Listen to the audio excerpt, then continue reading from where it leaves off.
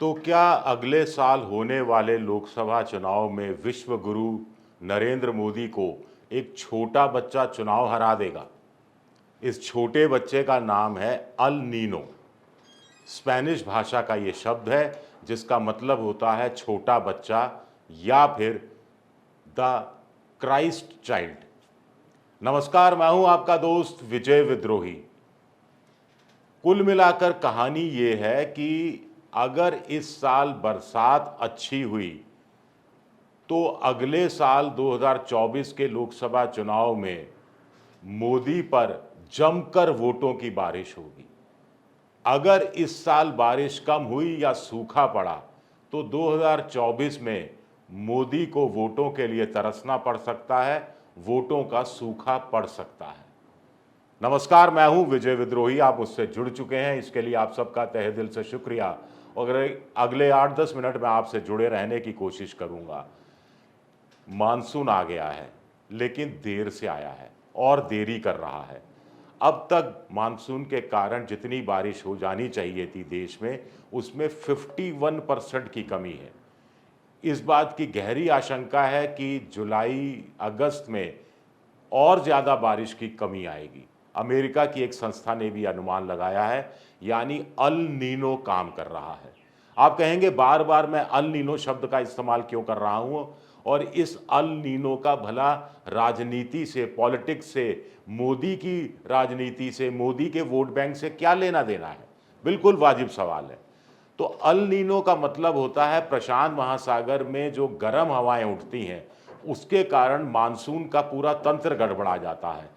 जहां भारी बारिश होती थी वहां कम बारिश होती है, जहां बिल्कुल बारिश नहीं होती वहां भारी बारिश होने लगती है। तो इस बार जो भारत का जो साउथ वेस्ट मानसून है वो अल नीनो के कारण प्रभावित होगा, इस बात की गहरी आशंका व्यक्त की जा रही है। ये कहा जा रहा है कि नॉर्थ वेस्ट इंडिया यानी उत्तर पश्चिम भारत और दक्षिण भारत में पानी कम बरस सकता है। नॉर्थ वेस्ट यानी काउ बेल्ट वाला भारत, हिंदी भाषी भारत। इसका असर ये भी होगा अल नीनो का कि इस साल सर्दियों में सर्दी कम पड़ेगी, तो इससे गेहूं के उत्पादन पर फर्क पड़ेगा। ठीक ऐसा ही पिछले साल मार्च फरवरी में भी हुआ था, जब मौसम अचानक गर्म हो गया था और ऐसे में 50 लाख टन गेहूं का उत्पादन कम हुआ था। अल नीनो अगले साल खरीफ की फसल पर भी असर डालेगा, यानी पहली बार देश में ऐसा होगा कि करीब 8-10 महीने तक जो अल नीनो का प्रभाव रहेगा और उस दौरान 5 राज्यों के विधानसभा चुनाव, फिर लोकसभा चुनाव के साथ आप जानते हो उड़ीसा और एक आध अन्य राज्य के भी विधानसभा चुनाव होते हैं। तो करीब 7-8 विधानसभा और लोकसभा चुनाव प्रभावित होंगे। तो इससे देश की राजनीति पर क्या फर्क पड़ेगा? चुनाव को प्रभावित करने में कितना सफल हो पाएगा अल नीनो, ये मजेदार बात आपको बताता हूं, पुराने उदाहरण देता हूं। बहुत पीछे नहीं चलते, थोड़ा सा पीछे चलते हैं। 1976 से लेकर 1979 का दौर। इंदिरा गांधी चुनाव हारती हैं, मोरारजी देसाई जनता पार्टी बनाते हैं, उनको हटना पड़ता है। चरण सिंह प्रधानमंत्री बनते हैं, उनको हटना पड़ता है और 5% जीडीपी की कमी आती है, जिसका खामियाजा देश को उठाना पड़ता है। और एक नई पार्टी के रूप में, इतनी पार्टी लोग देख चुके थे, इंदिरा गांधी से नाराज हो चुके थे, और नई पार्टी का उदय होता है 1980 में भारतीय जनता पार्टी का, बीजेपी का।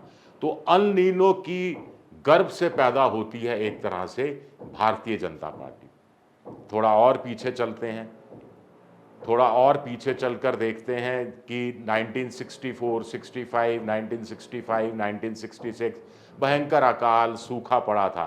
आजकल सूखा पड़ता है, अकाल नहीं पड़ता, क्योंकि अकाल जैसी स्थितियां होती नहीं हैं।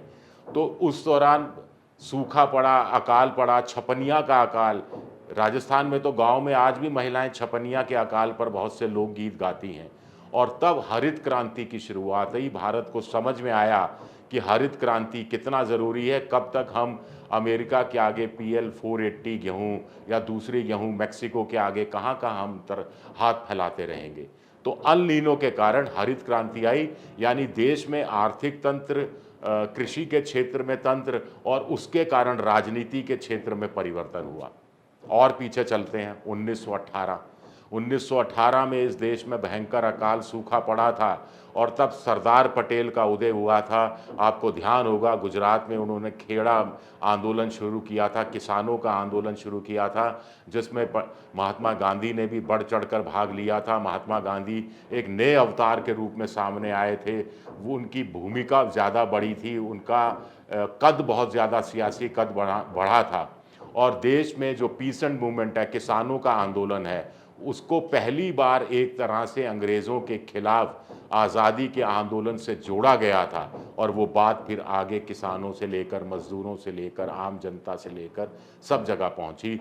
यानी अल नीनो का देश के जो आज़ादी का आंदोलन है उसमें भी बड़ी भूमिका रही। और पीछे चलते हैं 1876 भयंकर अकाल, 1878 भयंकर अकाल, उसके बाद 1899 में भी अकाल पड़ा था, लेकिन 1876-77 में फिर दादा भाई नारोजी ने भारी विरोध किया, रोमेश दत्त ने भारी विरोध किया, अंग्रेज़ों की थोड़ी चूलें हिलने लगी और तब ए.ओ. हुम और एक और अंग्रेज़ के जो पदाधिकारी थे उन्होंने इंडियन नेशनल कांग्रेस की स्थापना की।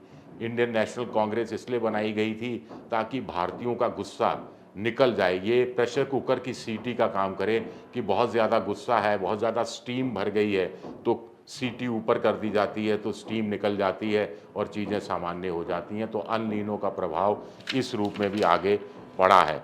तो इस बार क्या प्रभाव पड़ेगा अल नीनो का 2024 में?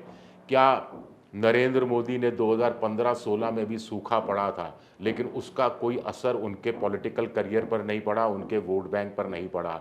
यानी 2024 में भी अगर ऐसी स्थितियां रही 2023-2024 वित्तीय साल में, तो भी कोई फर्क नहीं पड़ेगा। आर्थिक कारण है, बेरोजगारी है, महंगाई है, भ्रष्टाचार है, हिंदू मुस्लिम है, इसके अलावा यूसीसी हो जाएगा, कुछ और चीज़ें हो जाएंगी। अभी 5 राज्यों के विधानसभा चुनाव के नतीजे हैं, विपक्ष की एकता होती है या नहीं होती है, गठबंधन नया बनता है नहीं बनता है, एनडीए का और विस्तार होता है नहीं होता है, छोटी पार्टियों को लेकर सोशल इंजीनियरिंग किस तरह की होती है, ये सब भी अपना प्रभाव छोड़ेंगे। लेकिन अल नीनो भी एक फैक्टर रहेगा, छोटा बच्चा भी एक फैक्टर रहेगा।